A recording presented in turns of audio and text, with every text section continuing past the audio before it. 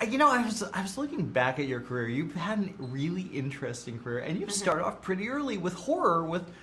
Scream is not a bad place to start. Right. What is it about the genre that keeps me excites coming you? back? Yeah. I know. I don't know if it's necessarily been intentional, but like, because I'm always drawn in by whatever character I'm playing, right? Like, For it doesn't sure. matter what genre it's in.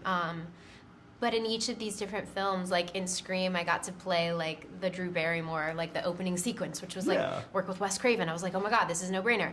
And then Truth or Dare, I played the girl next door, and then in Fantasy Island, I play a very layered character who's different from anyone I've ever played. So I think that what gets me is this something different? Is this going to be a challenge? Because I'm kind of at that point in my career where I'm like, I just want to try new and fun things.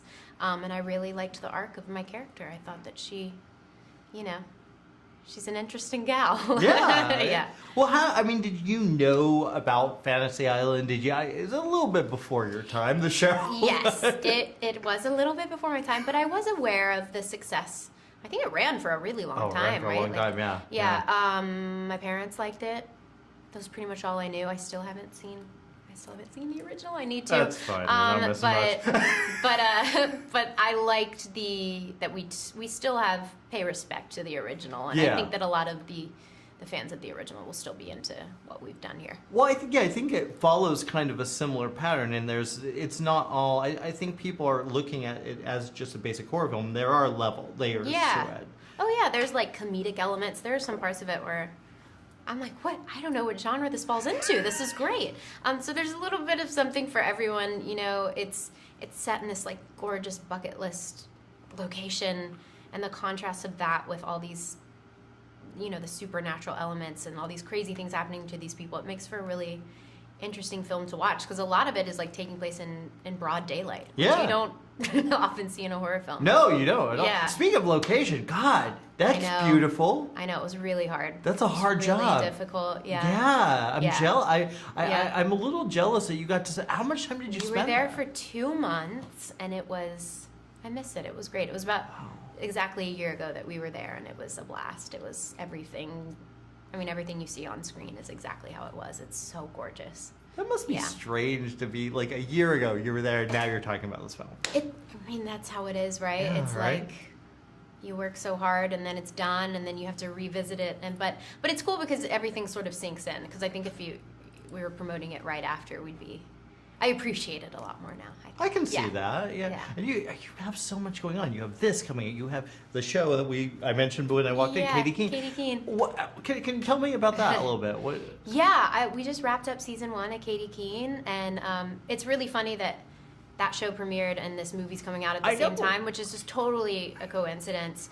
And they're both drastically different. So it's fun. That just goes to show where I'm at in my career. I want to do different things and try new things, and it's been a great year, and I'm very grateful. I'm excited.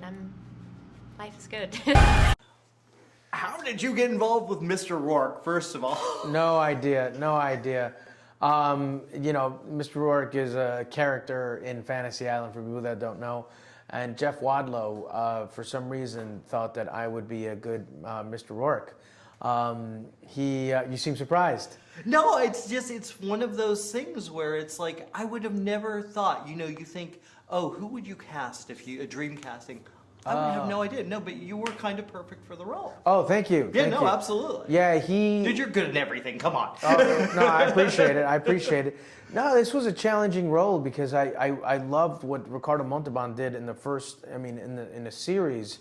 And I had to think to myself, what made him so cool? What made him so special? And how would you modernize it that way so that people would actually believe that there was somebody like that in the island? And I just took his speech patterns. He spoke so perfectly, and his grammar was so good. And, he was a stage actor from Mexico City. So I took some of that and put it into the movie.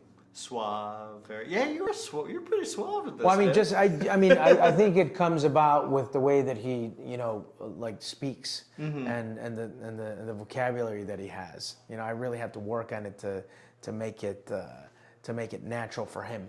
It seems like it's another thing. Honestly, it surprises me to see you doing a straight genre film. To be honest. Yeah, but I think most of it is. you know, Crash was like a drama. Shooter was a, you know, kind of an action movie, action thriller. And The Watch was a found footage. And I think it's important to, not important, but I think it's cool to do different genres and challenge yourself in a way. You know, because this was not easy. Like I really had to lean on the director to help me and guide me through different parts, and because I never wanted to be like cheesy guy, you know what I mean? And that's I think that's it can be an instinct, and you kind of have to fight it, I guess, in a way. But you want to really tell the story, in oddly enough, without, you know, getting too much attention yourself, if that makes any sense, because it's all about the guests. Well, I think you do kind of disappear into the character too. You kind of become Mr. Rourke, which is it's not an easy feat to do because Ricardo Montalban is so known for that. Now, were you a fan of the series, or? I was, but I remember being, you know, very little, and I didn't remember it too much. But my brother and I were really excited about, you know, Tattoo, you know, the plane, you know, that, and then we would watch it, and we watch all these beautiful people get out of the plane, and like, what are they gonna wish for? And you know, they learned a lesson every week. I was like, it's pretty cool. Although I didn't quite understand it, you know, but it was like some time to spend, you know, with the parents because they loved it. And then once I think the Love Boat came out, they kicked us out a little bit, but you know, we had to go to sleep. Wait, they kicked you out for the Love Boat, but they didn't kick you out for this? Because the show actually got scary occasionally. Did it really? Yeah. I guess they would send this out, like they would see what their fantasies were, and then, you know, they feel like we'd be off. Yeah. So is this a character, obviously there's room for sequels, there's room to continue this. Is this a character you want to play again? You want to? Yeah, I mean, you know, at the first go-ahead, like it was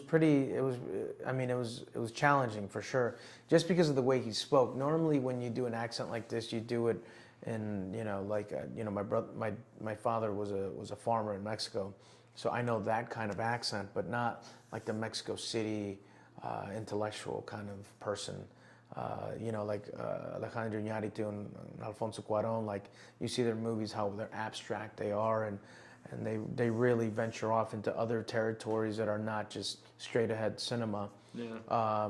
And they ask some really pertinent questions. I mean, even Birdman, you know, was like, I mean, that was a fantastic movie, but it explored the other sense and the psychology of you know, that life and that world. And I think that it would be really cool to, you know, have another crack at this. Well, I guess let's start off with that. We're talking about, you know, horror filmmakers tend to be fans. You're clearly a fan of horror. What is it about the genre that inspires you? I love horror movies and thrillers too, because they're like action movies that are more compressed, more intimate. It's, you know, I say that sort of the volume gets turned down, but that's a disservice because obviously it doesn't feel like the volume is turned down. Yeah. It's more of an attenuation where the details become very important. So in a big action movie, you know, you're tracking this character and this explosion and the movement and the guns are there and they're firing that way. And in a horror movie, it's about the creak of the floorboard. It's about the turn of the doorknob. It's about the character moving down the hallway, establishing a threat at one end of the hallway, revealing it's actually at the other end. I love that kind of engagement with the audience. And who came up with the idea to you, let's do Fantasy Island? Where did this come from? So I had an idea for a Fantasy Island type story that I was working on. Jason Blum heard it. He called me up because we had just done Truth or Dare together, and he said, well, let's just get the rights to Fantasy Island. I'll call Sony and I'll get the rights. And I was like, okay, and he did it, and he got the rights, and he said, let's make the movie. And I said, all right, let's go. Wow. Yeah. So, because it's not always that easy. Yeah, Jason I know. Blum is kind of a superhero, and he can make calls like that. So it's very good to have him as your producer. Well, I was going to say, this is you had an experience with Blumhouse that they seem to really take care of their filmmakers. Yeah, I mean, Jason is an incredible producer because he believes in gathering filmmakers, artists, and giving them a chance to do their work and tell their stories.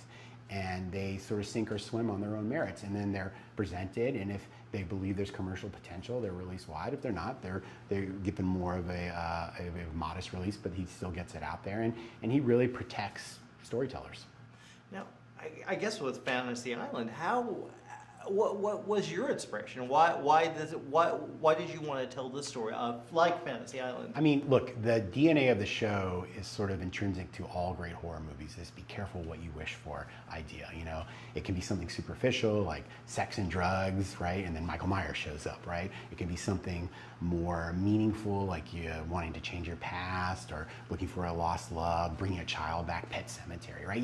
It's always this like, I'm trying to do something and then you have to pay a price that you didn't anticipate, right? That is Fantasy Island. So the DNA for a horror movie was just present in the show, and I just wanted to lean into it because I remember the show so vividly, and I loved its attitude, its mischief, the way it played with the TV audience in a manner similar to the way Mr. Rourke played with the guests. And I, as a filmmaker, try to have a similar relationship with my audience.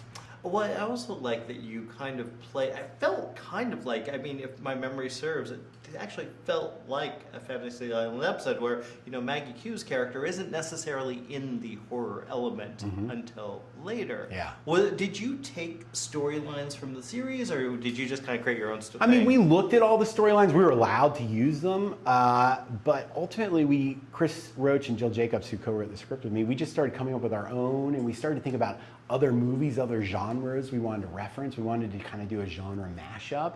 And we kind of came up with the fantasies on our own, and then they started to kind of converge into this larger theme of you can't live your life in regret. And once that presented itself, the movie just started to speak to us.